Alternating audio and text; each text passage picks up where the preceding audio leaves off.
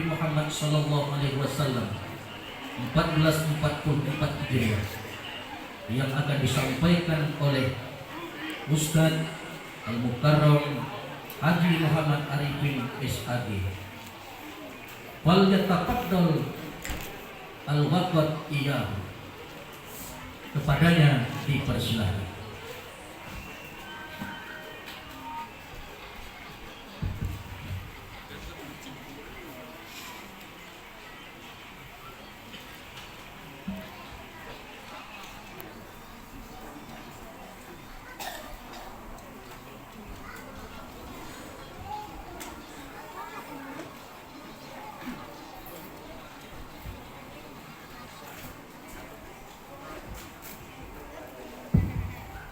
Bismillahirrahmanirrahim. Assalamualaikum warahmatullahi wabarakatuh. Buah duku di atas genteng sambil membuat loyang dengan pahat. Udah tahu Pak Ustadz Arifin ganteng, tapi jawab salamnya kurang semangat. Assalamualaikum warahmatullahi wabarakatuh.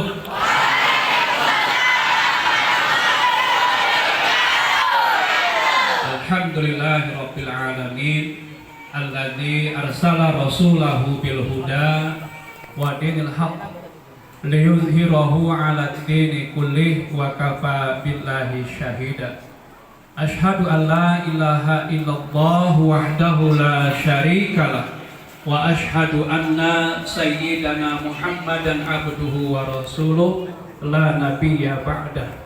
Allahumma shalli wa sallim wa barik ala sayyidina Muhammad wa ala alihi wa ashabihi ajma'in, amma ba'du. Yang sama-sama kita muliakan dan kita hormati orang tua kita, Abah Masum, beserta seluruh jajaran pengurus Pondok Pesantren Darut Tauhid, para habaib, para kiai, pimpinan pondok pesantren dan majelis taklim yang tidak bisa saya sebutkan satu persatu, namun yakinlah insya Allah titah dan bakti tetap kita khidmatkan kepada para beliau. Amin ya rabbal alamin. Salawat dan salam kita persembahkan pula kepada baginda Rasulullah Sallallahu Alaihi Wasallam. Allahumma salli ala sayyidina Muhammad wa ala ali sayyidina Muhammad. Ibu bapak hadirin rahimakumullah, seyogyanya yang akan memberikan tausiah pada kesempatan kali ini adalah Habib Ahmad, penceramah kondang kita. Tapi apa boleh buat, yang diharapkan penceramah kondang yang datang malah dalam kandang. Mudah-mudahan ini tidak membuat kita patah semangat untuk senantiasa mencintai para zuriat-zuriat Rasulullah. Amin ya rabbal alamin. Tadi Mas Dwi bilang sama saya kultum. Mana Mas Dwi tadi ini? Kuliah 7 menit. Entah sampai, entah kurang, entah lebih, saya nggak tahu. Mohon izin, mohon maaf. Pada kesempatan pagi ini saya hanya ingin menyampaikan semangat untuk senantiasa membasahi lidah kita berzikir kepada Allah Subhanahu wa Ta'ala. Kita bisa lihat dalam Al-Quran surah Ali Imran ayat 133.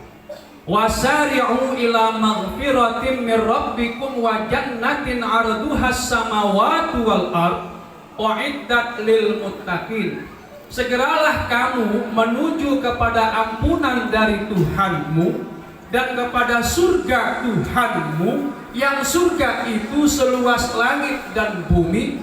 Allah sediakan khusus untuk orang-orang yang bertakwa. Ayat ini secara tegas menyatakan bahwa orang yang bertakwa bukanlah orang yang tidak pernah berbuat salah.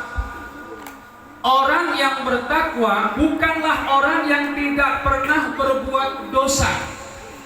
Tapi orang yang bertakwa adalah apabila dia melakukan kesalahan, dia segera memohon ampunan dari Allah Subhanahu wa Ta'ala. Karena surga yang Allah ciptakan rindu kepada orang-orang yang senantiasa memohon ampunan dari Allah. Maka di akhir kalimat surah Ali Imran ayat 133 Allah katakan uiddat lil muttaqin. Allah sediakan khusus untuk orang-orang yang bertakwa. Apa itu takwa? Banyak macam pengertiannya. Takwa melaksanakan segala perintah Allah, menjauhi segala larangan-larangan Allah. Takwa juga bermakna takut. Takut akan kemahakuasaan Allah, takut kalau dimasukkan ke dalam nerakanya Allah, takut kalau dijauhkan dari surganya Allah. Orang yang sudah muncul sikap khauf, rasa takut inilah, dia akan merasa senantiasa diawasi oleh Allah Subhanahu wa ta'ala. Jujur, orang yang sudah dekat dengan Allah, dia merasa dirinya lebih nyaman, lebih damai, dan lebih tentram. Orang yang bertakwa, dia merasa diawasi, dekat dengan Allah, muraqabah. Kalau sudah dekat dengan Allah, dia tidak akan berani melanggar aturan-aturan yang dibuat, baik aturan yang dibuat oleh manusia maupun aturan-aturan yang dibuat oleh Allah. Jujur, kita taat, kita patuh karena merasa ada yang melihat. Saat merasa tidak ada yang melihat, kita sering melanggar peraturan-peraturan tersebut.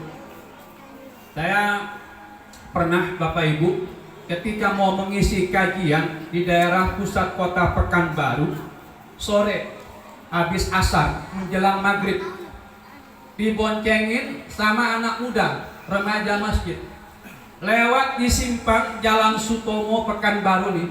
Itu kan ada lampu merah, Ustadz Akbal. Sampai di simpang lampu merah, motor yang saya tumpangin bukannya berhenti, malah jalan terus. Dekat SMP 14, tiba-tiba muncul polisi. Entah dari mana datangnya, saya tidak tahu.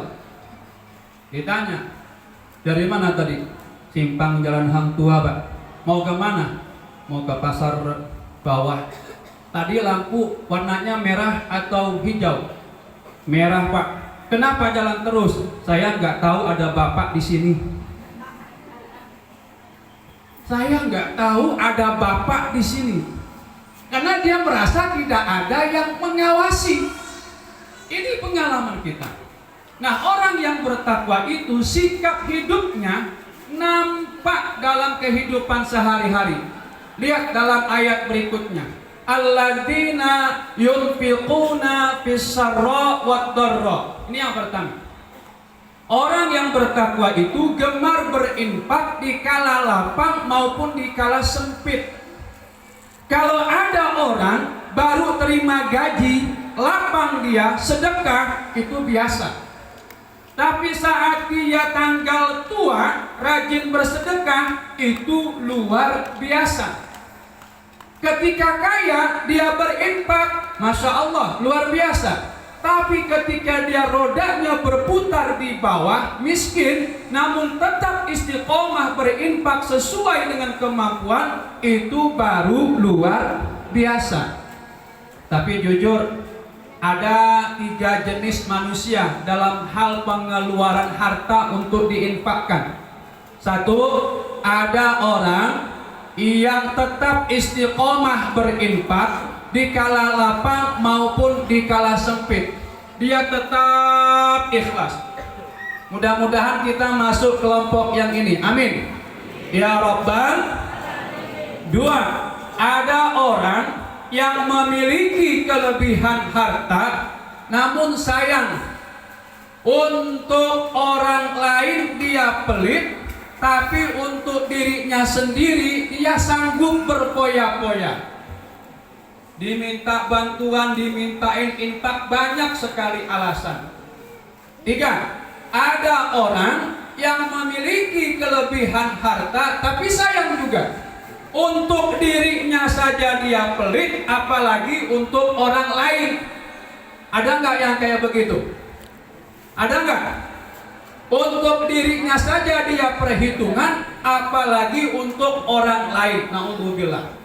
Ini ciri orang yang bertakwa pertama. Kedua, wal kadhiminal ghaidh, sanggup menahan amarah, sanggup menahan emosi. Jujur, kita semua pasti pernah marah. Nggak ada yang nggak pernah marah. Siapa yang berani tunjuk tangan nggak pernah marah di sini? Nggak pernah marah? Dimarahin sering ya? Nggak ada manusia yang hidup di muka bumi ini yang nggak pernah marah. Pasti pernah marah. Cuman kita harus lihat dulu Bapak Ibu hadirin para kiai, para ustadz sekalian. Ada 4 macam orang yang marah itu. 1, ada orang yang cepat marahnya, cepat memaafkan. Orang kayak begini enak, nggak punya sifat dendam. Cuman yang kasihan yang kena marah, diomelin terus. 2, ada orang yang cepat marah, lambat memaafkan. Ada nggak yang kayak begini? Ada. Cepat marah tapi lambat memaafkan orang lain. Kalau ada orang kayak begini, cepat marah tapi nggak mau maafin orang, kalau dia belum mati nggak boleh dikubur. Nggak boleh. Orang belum mati ngapain dikubur? Ini Pak. Jangan tuh. Ada yang kayak begitu Bang? Ada. Ada. Hati-hati. 3, ada orang yang lambat marah, lambat memaafkan. Ada? Ini teman kita yang agak pendiam. Sekali kita marah dia diam. 2 kali marah diam. 3 kali dia marah sampai 7 turunan dia nggak mau maafin kita. Ada yang kayak begitu? Yang keempat, ada orang yang lambat marah, cepat memaafkannya. Mudah-mudahan kita masuk kelompok yang ini. Amin. Kalaupun tidak, yang pertama, cepat marah, cepat memaafkan. Betul Bang ya? Minimal yang pertama, cepat marah, cepat memaafkan. Karena memang gak ada manusia yang gak pernah marah. 3, ciri orang yang bertakwa, wal afina anin nas, suka memaafkan kesalahan orang lain. Saya pengen tanya sama ibu-ibu ini karena jauh. Bu,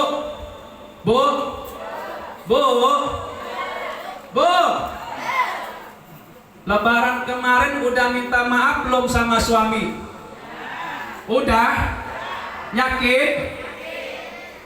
Terus matanya sekarang udah pernah melotot lagi apa enggak? Udah? Udah minta maaf lagi belum? Belum? Kapan minta maafnya? Nunggu Lebaran? Ibu nih kan sering baca surat Yasin. Jangan nunggu waktu Lebaran. Surat Yasin. Wa man nu'ammiruhu nunankisu fil khalqi afala ya'qilun. Dapatkan kaset dan CD-nya. Jangan lupa like and share.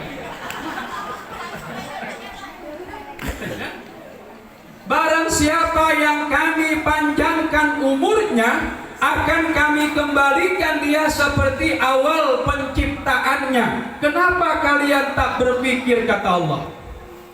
Jangan pernah menunda-nunda minta maaf, ibu. Boleh jadi ibu duluan meninggalnya, suami ibu belakangan. Setuju Pak? Setuju Bu. Ibu-ibunya nggak setuju, bolehlah saya balik. Biarlah suaminya belakangan, ibunya duluan. Sama aja. Jangan ditunda-tunda. Kematian itu ada yang Allah berikan tanda, ada juga yang tidak Allah berikan tanda. Kita nih apalagi saya tengok yang hadir nih, rata-rata udah pada bau tanah semua nampaknya nih. Termasuk saya. Cuman bedanya saya tanah yang bersertifikat. Yang lain tanah sengketa mungkin. Tanda-tanda kematian kita sudah dekat. Lihat surat Yasin yang sering kita baca. Nunakishu, kembali dia fil khalqi, seperti awal penciptaannya. Yuk kita lihat. Dulu waktu kita masih balita, bayi, nggak punya gigi.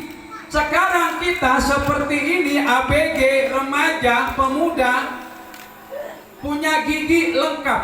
Tapi besok kalau udah tua, kembali nggak punya gigi. Tuh, yang giginya udah mulai ompong, siap-siap, tanda-tanda kematian. Tuh, ketawa. Dulu ketika kita masih balita, habis mandi, dipakein minyak kayu putih sama emak, sama bapak, minyak telon. Sekarang kita habis mandi pakai minyak wangi. Tapi besok kalau udah tua kembali pakai minyak angin. Betul nggak tuh? Ada yang bawa fresh care? Udah siap-siap tuh bang. Yang dikit-dikit dioles-oles. Itu udah siap-siap tuh malaikat Israel tuh. Dulu ketika kita masih bayi, mau mandi dimandiin. Sekarang kita udah dewasa, mandi sendiri. Tapi kelak kalau kita sudah tua renta, mau mandi, ya mau nggak mau kita harus dimandiin. Dan yang keempat, wallahu yuhibbul muhsinin. Allah suka kepada orang-orang yang ihsan. Anta budallaha ka'annaka tarahu fa illam takun tarahu fa innahu yaraka. Engkau beribadah seolah-olah engkau bisa melihat Allah. Tapi saat kau nggak bisa melihat Allah, yakinlah bahwa sesungguhnya Allah Maha melihat engkau. Maka rangkaian ibadah kita, zikir-zikir kita, pembacaan maulid kita ini, niatkan ikhlas mengharap ridho dari Allah Subhanahu wa ta'ala. Mungkin ini saja yang dapat kami sampaikan. Mohon maaf atas segala kekurangan. Wassalamualaikum warahmatullahi wabarakatuh.